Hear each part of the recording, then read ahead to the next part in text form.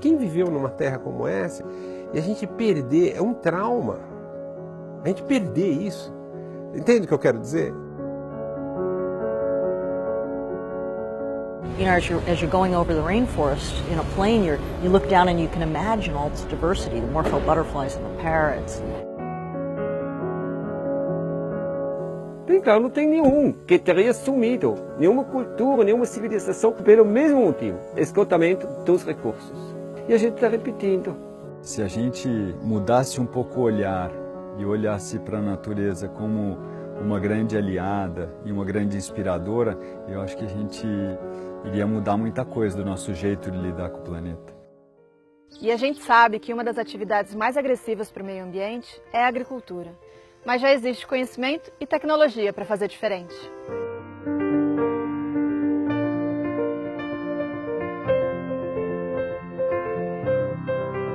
Para mim, a agrofloresta é isso, sistemas que são inspirados na natureza. To me, that's truly taking the rainforest as a model, right? The structure of the rainforest grants the function of abundance, really. And this is not so well known. Agroecology is a major tool in fighting climate change. A ciência vem avançando muito na interpretação do conceito agroflorestal de maneira integral. A gente pode pensar a agrofloresta com qualquer tipo de arranjo ou de combinação do componente florestal com o componente agrícola, com o componente pecuário. Há uns 10 anos atrás não existiam muitos filmes sobre a agrofloresta e a gente resolveu buscar modelos para filmar e para aprender também.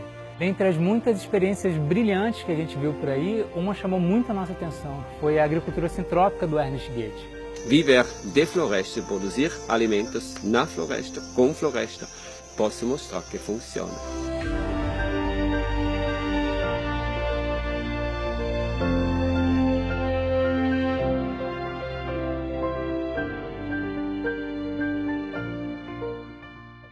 A sintropia, ao contrário da entropia, é um processo que vai do simples para o complexo. E a agricultura do Ernest segue essa lógica. Todas as interações ali são no sentido de promover um balanço energético positivo no sistema. Uma das características do Ernest é que por trás da prática agrícola dele existe um conjunto de pensamentos muito sofisticado. É um conhecimento científico profundo, aliado a uma inteligência, a uma sensibilidade prática de uma pessoa que faz agricultura desde os 3 anos de idade. E ele conseguiu sistematizar tudo isso de uma forma que os princípios pudessem ser replicados em qualquer lugar, independentemente do solo, do clima, do tamanho da propriedade. A gente buscou alguns exemplos. Em Brasília, a gente conheceu o João e o Rômulo, 2 alunos do Ernest que estão disseminando um modelo de cultivo intensivo de hortas e floresta partindo de solo degradado. Hoje, quando a gente olha o sítio deles, parece um pequeno oásis no meio de uma região que já foi muito degradada por práticas de agromineração, pelo fogo.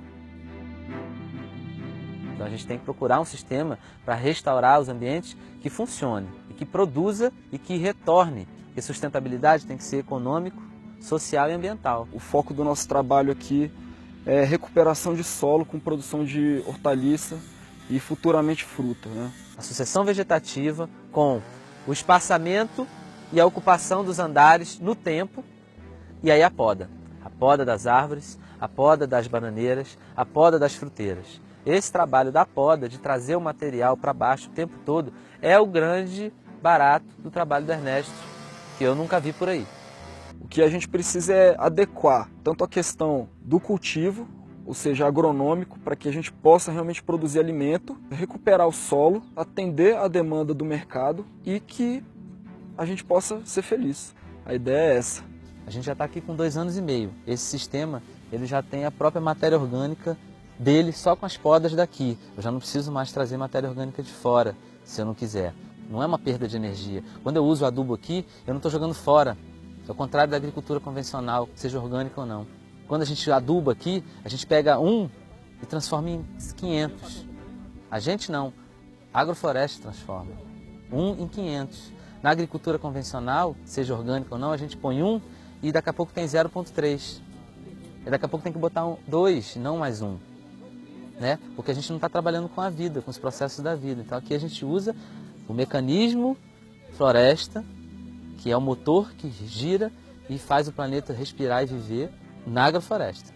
No momento que eu colher aqui, o solo vai estar melhor do que ele estava antes. Esse é o meu sonho. Vamos plantar floresta e vamos manejar a floresta, mostrando que o caminho para a floresta produz alimento e a floresta produz alimento. E dentro disso eu me encantei com esse mundo de possibilidades de fazer ecologia na prática e não só da boca para fora.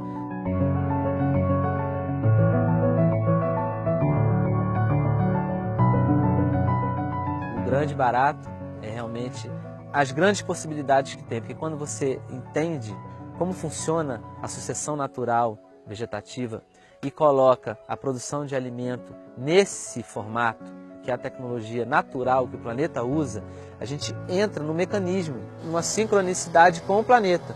Então, esse é o trabalho do Ernesto. Ele entendeu como funciona a floresta e ele coloca, então, a produção de alimento para funcionar na engrenagem do planeta. Esse é o trabalho da abundância, para a gente chegar num estado de abundância.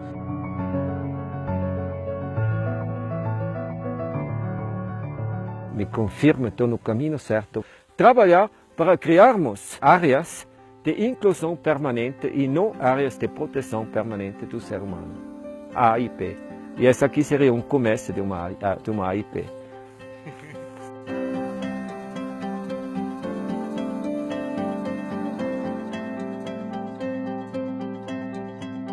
Outra experiência, agora num contexto completamente diferente, é a de um empresário que está enfrentando o desafio da grande escala no interior de São Paulo.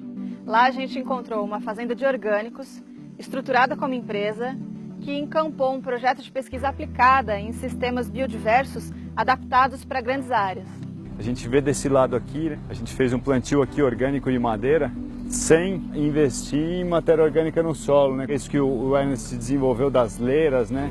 E a gente vê uma diferença enorme. Esse sistema aqui tem uns 6 meses a mais que esse daqui, e esse daqui está muito mais bonito, mesmo mais jovem. Você observa que o projeto está montado em solos com muita areia, solos muito sensíveis à degradação.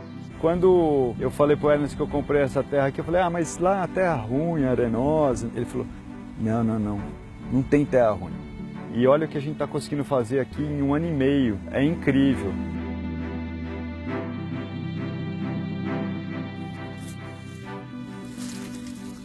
Você está vendo, ela não é mais areia, senão ela tem uma bem clara estrutura. Isso, para quem trabalha com solo, é fascinante. I have studied agroecology, or regenerative agriculture, as it is also called, for many years. And I also visited some farms and some gardens and some fields.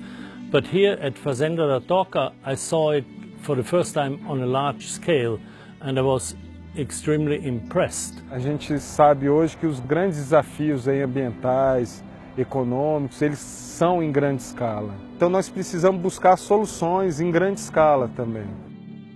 E já faz 7 anos que a agricultura sintrópica vem sendo adaptada para grandes áreas. Os princípios são os mesmos. O desafio é colocar isso numa forma para ser mecanizada. Está fechando aqui uma coisa que eu e o Ernest já estamos trabalhando há muito tempo.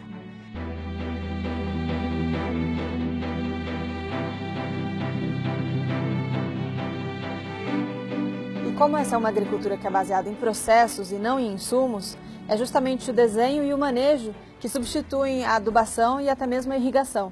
Então não me fica mais caro que o outro com seu herbicida. Mas vou ter a grande vantagem de criar vida e não matar vida.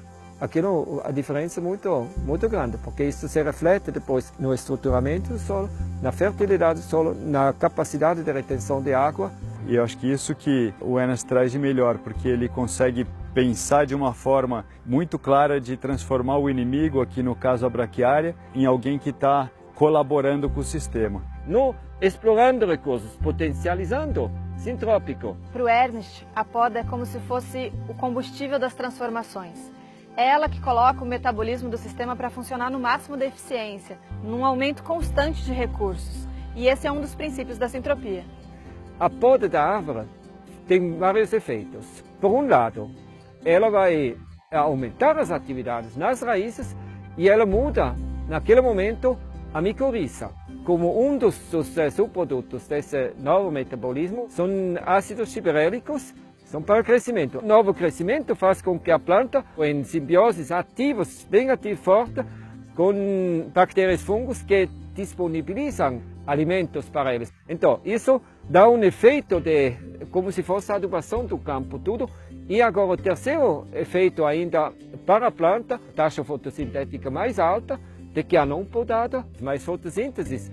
Na realidade é mais carbono fixado em hidrocarbono e é mais raios solares usados, seja esfriando o ambiente. Esfriando o ambiente, você tem mais água. Porque essa é uma grande notícia, né? Porque, vamos inventar a máquina para sequestrar carbono. Não, cara, a gente já tem um sistema produtivo fantástico que já sequestra um monte de carbono, né? E além disso, produz alimento, produz madeira, produz o que a gente quiser, cria biodiversidade, dá dignidade para o trabalhador rural.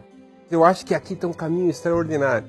Porque se pegar um executivo de uma grande empresa dessa e ele vier aqui na fazenda da Toque e for lá e falar assim, puxa, ele está usando máquina, ele está plantando eucalipto, puxa, estou plantando eucalipto, né? Então, pô, isso pode dar um curto-circuito benéfico, dar um boot no sistema, dar um boot nos paradigmas, dar um boot nas crenças, que são crenças muitas vezes sem reflexão, sem ponderação. Eu fiquei muito impressionada porque eu vivo da agricultura, eu vendo, eu preciso vender, porque se eu não vender eu não vivo. Só que eu não tinha visto como seria possível fazer isso sem ser esse pacote que é vendido pra gente. E no curso eu vi que é possível. Na verdade, estão acontecendo coisas aqui que eu nem nos meus melhores sonhos eu imaginava que iam acontecer. Tem um pensamento que não é só pensamento, não é só ideológico, ele está acontecendo, a gente viu, né? A gente está vendo. Que a gente traga práticas regenerativas, que não só sustentem, mas que gerem esse impacto positivo. E aqui você está encontrando uma possibilidade de fazer um cartão de visita. Essa fazenda aqui é um cartão de visita. Você tira e fala assim, ó, Fazenda da Toca, é possível.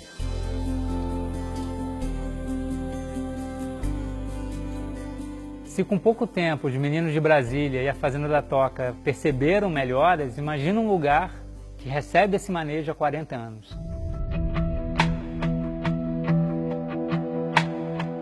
Quando nós adquirimos ela em 1984, encontrei aquele lugar como fazenda fugidos da terra seca, desmatado por completo pelo dono anterior, que era dono de serraria.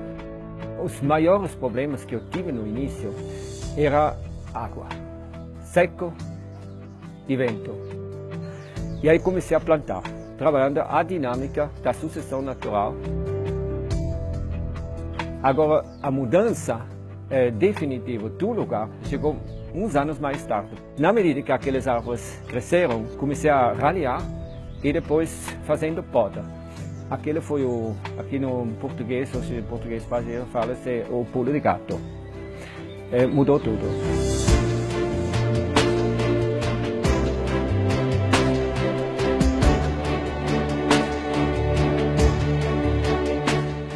Já são 500 hectares reflorestados. Hoje, a fazenda do Ernest é considerada um dos fragmentos mais férteis e biodiversos da Mata Atlântica. Com o trabalho que eu fiz de reflorestamento, a temperatura na fazenda é mais baixa, assim, o clima mudou fortemente. Os solos mudaram por completo.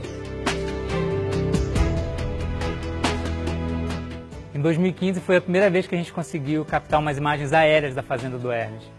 Foi muito impressionante, porque a gente vê aquela florestona toda lá embaixo e mal consegue conceber que ali é uma área agrícola altamente produtiva. E que inclusive dali sai um dos melhores e mais caros cacaus do mundo.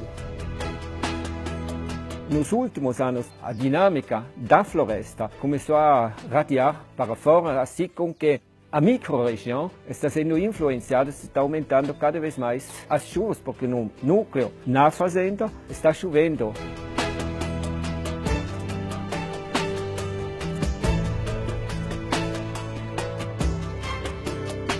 Hoje em dia, agora, todos os desertos córregos têm água o ano inteiro, mesmo nos tempos mais secos. O ser humano podia se reconciliar com o planeta e ver o que posso fazer para ser útil, para ser querido.